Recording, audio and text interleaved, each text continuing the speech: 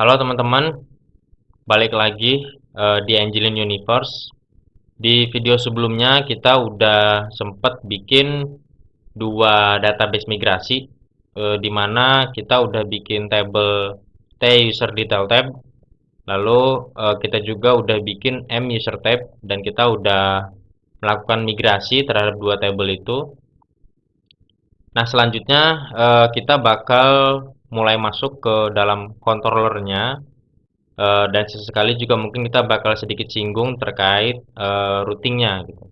Jadi langsung aja, pertama-tama kita harus pergi dulu ke dalam folder HTTP di dalam modul user. Oke, karena kita sekarang hanya akan fokus di modul user dulu, maka kita akan masuk ke modul user, lalu kita cari folder HTTP. Nah, kita buka, kita klik, kita masuk lagi ke dalam folder controller. Nah, di sini kita bakal lihat ada satu file namanya user controller, di mana file ini secara otomatis akan juga dibuat ketika kita membuat sebuah modul baru. Jadi di video-video sebelumnya kita udah bikin modul user. Nah, secara otomatis di dalam modul user ini juga akan dibuatkan sebuah file controller di mana namanya itu akan sama kayak nama modulnya. Karena namanya user, maka di sini juga adalah user controller. Nah, kalau kita buka, di dalam user controller juga udah ada function-function nih yang udah dibuat.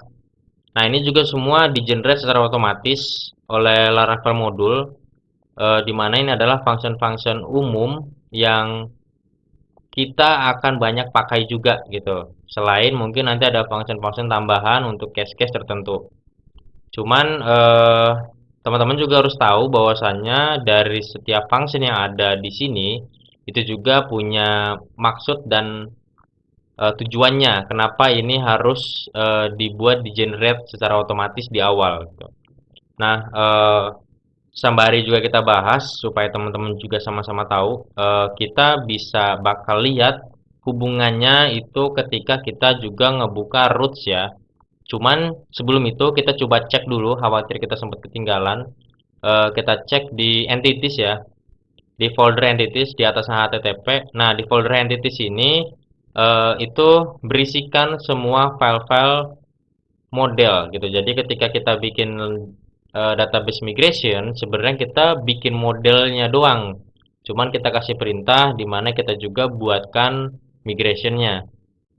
Kalau teman-teman ikutin video yang sebelumnya gitu. Jadi kalau kita buka di sini, nah ini ada dua file di mana nama filenya itu sama seperti nama file yang udah kita masukkan di komen di video sebelumnya. Di mana user tabs ini, nama file ini itu eh, mendeklarasikan nama table dari user tab. Nah, begitu juga yang user detail tab itu berarti adalah migrasi dari table user detail tab.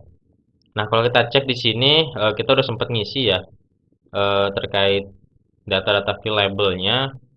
Nah, ini data-data ini adalah nama kolom yang memang nanti kita harus samakan sesuai dengan yang ada di migrasi atau ada di tabelnya di database.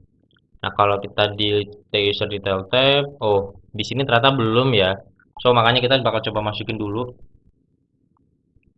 Oh, di sini ada kolom user tab ID, kita bakal inputkan di sini. Terus ada umur, ada gender, alamat, sama kota. Nah, oke, ini kita udah masukkan nama-nama kolom di dalam fill label untuk user detail tab. Berarti eh, untuk sampai sini kiranya tugas kita di model udah cukup. Nah, kita langsung masuk dulu ke controller. Kita bakal balik lagi ke pembahasan yang tadi terkait controller di HTTP folder controller, terus kita lari ke user controller. Nah, kita balik lagi ke pertanyaan yang tadi. Sebenarnya fungsi-fungsi ini tuh buat apa sih? Kenapa harus di generate di awal? Kan kita belum tahu kebutuhannya buat apa. Sebenarnya kalau teman juga ingin tahu bahwasanya semua function-function ini itu sangat kita butuhkan pada nantinya ketika kita membuat sebuah logic di dalam controller gitu. Butuhnya di mana? Kalau misalkan kita lihat lebih jauh lagi, kita bisa pergi ke terminal dulu. Nah, di sini saya udah buka terminal. Kita masukkan perintah. Teman-teman cukup ikutin aja dulu untuk saat ini. Di mana perintahnya adalah php artisan root titik dua list. Kita enter. Nah, dari perintah root list ini artinya kita punculin semua root-root yang ada di dalam project kita. Nah, di sini ada beberapa root-root yang juga ada, di mana di sini kalau kita lihat ya yang berhubungan sama modul itu ada anggota, API/anggota, API/user, ada Satum dan juga ada user. Nah, eh, masing-masing ini itu sebenarnya memang pada saat ini nggak punya hubungan apa-apa secara langsung terhadap function ini gitu. Cuman kita bisa buat hubungan gitu dari root terhadap function-function yang ada di controller. Caranya gimana? Kita pertama-tama harus pergi dulu ke dalam folder roots. Nah, di dalam folder roots ini itu akan ada dua file, sorry. Itu ada api.php dan ada web.php. Nah, kalau teman-teman ingin mendevelop Laravel ini sebagai backend, maka kita bakal banyak banget berfokus di file api.php. Tapi kalau misalkan kita ingin buat Laravel ini sebagai sebuah website gitu, maka kita hanya akan berkutat di dalam web.php.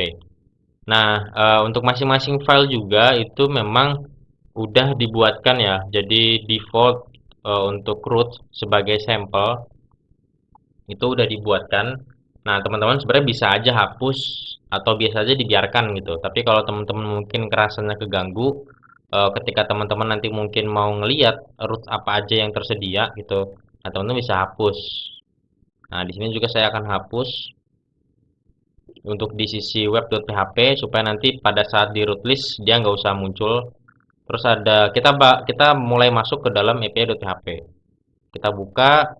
Nah, di sini ada satu buah root yang di generate secara otomatis oleh Laravel modul, di mana root ini itu membuatkan sebuah path URL namanya user, metodenya adalah get, dan dia punya middleware di mana dia adalah harus memenuhi syarat sudah autentikasi gitu. Nah, ini kan kita nggak akan pakai ya untuk saat ini, kita akan hapus.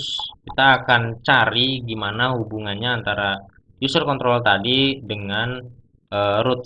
Nah, kita bisa perhatikan nanti hubungannya ketika kita masukkan sebuah root di mana namanya seperti ini. Teman-teman bisa ikutin aja dulu. Root titik dua resource. Kita enter. Nah, di sini dia buatkan kita buat sebuah root, nama path URL-nya adalah user, dan ini akan ngambil function dari kelas user controller gitu. Nah, di sini kita nggak perlu mendeklarasikan nama functionnya seperti halnya mungkin ketika kita bikin root seperti biasa di Laravel gitu. Kenapa? Karena kita udah pakai resource. Nah, dan resource sendiri itu punya aturan main di mana ada function-function yang hanya akan dibaca oleh resource. Nah, function-function apa? Function-function itu adalah function-function yang ini. Ada index, create, store, show, edit, update, dan destroy. Nah, function-function ini akan secara otomatis dibaca oleh perintah atau function resource. Gitu. Nah, kita coba lihat nanti perbedaannya. Sebelum kita pakai resource itu kalau kita masukkan root list itu hanya akan muncul ini. Nah, kalau misalnya kita udah buat bedanya apa? Kita coba cek php artisan. Oke, sebelum itu kita bakal clearkan dulu perubahan pada rootsnya. Jadi kita masukkan php artisan root titik 2 clear. Kita enter. Oke, sekarang kita masukkan perintah root list ya, root titik dua list. Kita enter. Nah, di sini jadi jauh lebih banyak dibandingkan sebelum kita bikin resource. Nah, kalau kita lihat di root list, itu Laravel ngasih informasi bahwasannya ada beberapa root yang tersedia yang bisa kita pakai. Tuh, apa aja? Nah, pertama ada API/user. Kita fokus sekarang ke user dulu. Untuk yang lainnya kita abaikan aja dulu. Kita lihat di sini ada API/user. Di mana API/user ini punya metode get, dan API/user ini itu akan manggil function yang namanya index, gitu. Dimana index sendiri kalau kita lihat di sininya itu adalah user controller index. Nah, kita lihat di functionnya, dia ketika kita panggil URL API/user itu akan manggil function ini. Jadi semua logic yang ada di dalam function ini akan kita jalankan ketika kita manggil URL-nya API/user dan metodenya adalah get. Tapi ada juga sama rootnya, sama-sama API/user, hanya metodenya beda. Ketika post, dia akan manggil store. Begitu. Dan seterusnya. Nah, ini pada akhirnya function yang udah dibuatkan secara otomatis di dalam user controller itu akan kita pakai. Oke, kita bakal masuk lagi, lanjut lagi untuk mulai ngoding.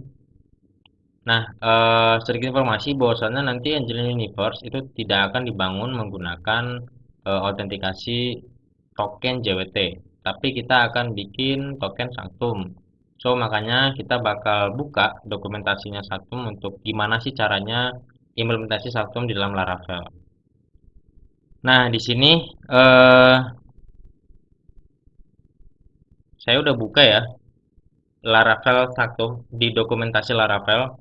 Teman-teman bisa cek langsung di dokumentasinya terkait gimana sih caranya kita menggunakan Laravel Sanctum untuk mengenerate sebuah token autentikasi. Defaultnya sebenarnya teman-teman ketika kita bikin Laravel itu memang secara otomatis kita udah apa namanya terisi package Laravel Sanctum. Jadi untuk proses-proses ini sebenarnya kita bisa abaikan ya. Tapi teman-teman juga bisa kok menjalankan proses ini gitu. Nah, di sini saya bakal abaikan aja karena kita tahu juga defaultnya udah pasang, jadi udah nggak apa-apa biarin aja. Nah, kita coba scroll lagi ke bawah. Nah, di sini ada API Token Authentication. Nah, di sini adalah cara dimana kita bakal mulai pasang cantum di dalam project Laravel untuk autentikasi. Nah, di sini dia nunjukin sebuah model. Dia bilang your user model should use the Laravel Sanctum as API token. Nah, kita diminta untuk masuk atau untuk menambahkan sebuah function as API token ke dalam user model gitu. Nah, jadi kita pergi ke user model, itu ada di entities, kita lari ke user tab. Nah, user tab ini nanti yang nanti bakalan jadi user model gitu. Kalau kita bandingkan dengan Laravel Sanctumnya, user model adalah ini, user tab. So, kita ganti, kita copy, kita paste, kita copy yang ininya. Oke, kita copy juga extendnya. Nah, teman-teman jangan asal langsung mulai ya. Tapi kita coba cek dulu di mana ada HTTP token itu udah kita deklarasikan di sini ya. Importnya udah kita import untuk function HTTP token juga hash factory juga udah ada. Nah, kita tinggal yang belum ada authentication dan notifiable. Nah, ini ngambil dari mana? Kalau untuk notifiable kita bisa ngambil dari notification. Oh, sorry, notification. Nah, sip. Kita ambil notifiable. Oke. Terus untuk authenticable kita bakal ngambil dari out user ya. Users. Nah, out condition ini. dia malah di bawah. Nah, oke, kita. Nah, di sini kan entity cable ya. Jadi kita bakal bikin alias di mana dia adalah as entity cable. Nah, gini. Oke, ini udah cocok. Dimana ketika kita udah modifikasi sedikit di model M user type gitu, kita nambahkan ini, kita extend terhadap ini gitu, maka kita bakal bisa menggunakan Laravel Sakum. Oke, gimana lanjutnya? Oke, selanjutnya ketika udah kita bikin model di sini, kita bakal langsung masuk ke dalam controllernya. Oke, kita bakal lanjut, kita buka di controller. Kita buka di sini controller. Nah, kita bakal mulai ya untuk bahasanya mungkin perang lah. Oke, pertama-tama apa yang kita buat? Pertama-tama baiknya ketika kita ngoding Laravel supaya codingan kita nanti akan jadi rapih dan terstruktur, kita pertama bikin constructor dulu di dalam controllernya. Nah, ini construct. Nah, nanti kayak gini tampilannya. Public function construct. Nah, di sininya kita bakal panggil beberapa model-model yang nanti bakal kita pakai di dalam user controller. Seperti halnya ini, karena ini adalah model user, kita hanya dan modelnya ada dua, maka kita akan pakai dua-duanya juga kebetulan. Jadi kita bakal panggil di sini m user tab. Oke, kita bikin aliasnya adalah m user tab. Nah, lalu ada juga t user detail. T user detail tab. Kita bikin aliasnya adalah t user detail tab. Nah, kita bikin sebuah global variabel di dalam user controllernya ya, tapi kita bagian namanya samakan aja supaya nggak bingung. T user tab, m user tab, m user tab, lalu ada t user detail tab. Nah, di construct-nya kita bakal pasang variabel m user tab itu terhadap model m user tab. Jadi nanti bakal jadi seperti ini. Nah, kita juga bakal pasang di user detail tab. Nah, maksudnya apa? Sebenarnya kita bikin sebuah variabel ya namanya m user tab di mana kita deklarasikan nilai m user tab itu merujuk terhadap model m user tab gitu. Jadi ketika kita deklarasikan nilainya dalam construct itu, maka secara langsung ketika kita manggil this m user tab itu sama aja kita sedang manggil model m user tab gitu. Jadi nanti cara kita manggil modelnya akan sedikit berbeda dibandingkan Laravel versi-versi sebelumnya ya. Nah, lalu setelah di sini kita bakal mulai pertama kali membuat sebuah function register untuk usernya karena nggak mungkin udah ada login tapi register belum ada karena harus bikin akun dulu. So kita bakal mulai function register di dalam public function store ya nantinya gitu. Oke, kita bakal ketemu lagi nanti di video selanjutnya.